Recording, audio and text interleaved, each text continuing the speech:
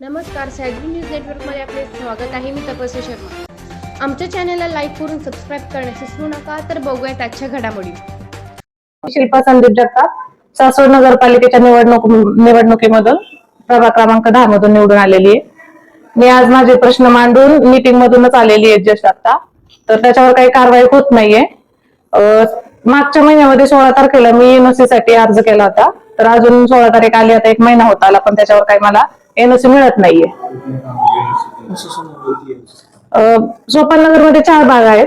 त्याची अवस्था बिकट आहे आता सध्या. सगळीकडे धूळ पडलेली आहे, झाडं नाहीयेत त्याच्यात आणि वापरासाठी योग्यच नाहीये. त्याच्यामुळे मग एका बागेचं आपण काम करूयात. जर मी निधी उपलब्ध करून आणू शकते तर मला संधी मिळावी, यासाठी मी पत्र पाठवलं होतं. भाग क्रमांक C साठी मी दिलं होतं, पण देता येत नाही असं उत्तर येते मला माननीय नगराध्यक्षा आनंदी काके यांच्याकडून. माझ्या प्रभागामध्ये संत नामदेव शाळा आहे नगरपालिकेच्या आपल्या. तर त्याच्यामध्ये खूप मोठी मोठी झाडं आहेत, लहान लहान मुलं आहेत, त्याचा धोका आहे लहान मुलांना. तर ती तोडावीत यासाठी, आणि शाळेत खूप म्हणजे गवत हे ते आहे, तर त्याच्यावरती सुद्धा काम नगरपालिकेने करावं यासाठी सुद्धा मी मागणी केली. नमस्ते, मी संदीप मुरलीधर जगताप. मी सोपाननगर मध्ये राहतो.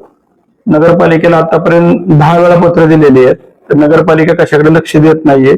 सोपाननगर सगळ्या टॉप ठिकाणी ओळखलं जातं. सोपाननगर मध्ये गार्डन आहेत 4. ही सासवड कुठे नाही तेवढी मोठ्याने गार्डन आहेत. त्यांची कचरा कोंडी झालेली आहे पूर्ण. तर त्यात मध्ये कामासाठी विजय बापू शिवतरे स्वतःच्या आमदार फंडातनं 2-2 कोटी रुपये द्यायला तयार आहेत. त्यासाठी पत्र दिले नगरपालिकेला की एनओसी द्या आम्हाला. ती एनओसी देत नाहीये. दुसरी गोष्ट की तिथं नामदेव शाळा आहे, मोठी शाळा असताना त्या शाळेची दुरावस्था आहे. त्या मुलांना खेळायला सुद्धा जागा नाही, एवढी घाण आहे तिथं सगळं. तिथे निधी होते पीएमसीचा 4-4 लाख रुपये. त्याचा काही तपास लागत नाही, काय होतो काय नाही कशाचा.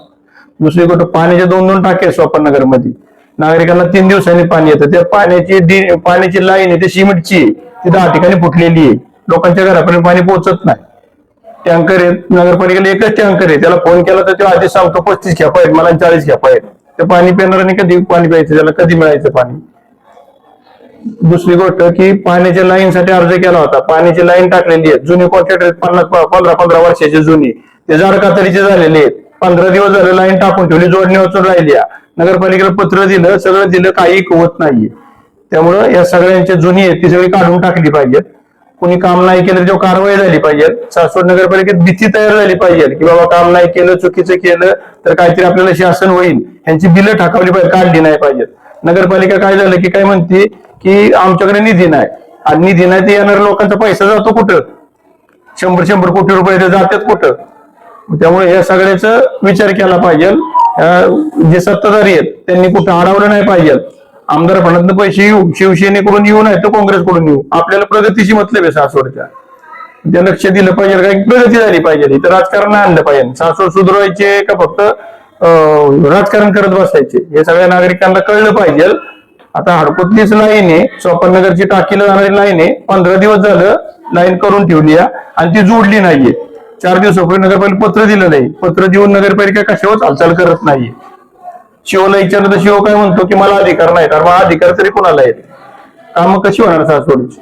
त्यामुळं नागरिकांना हे कळलं पाहिजे की कामाला निधी द्यायला विजय बापू शिवतरे मजबूत आहेत पैसे द्यायला, पण तुम्ही पैसे बी घेत नाही, काम बी करत नाही. याचा काहीतरी विचार झाला पाहिजे. ठीक आहे.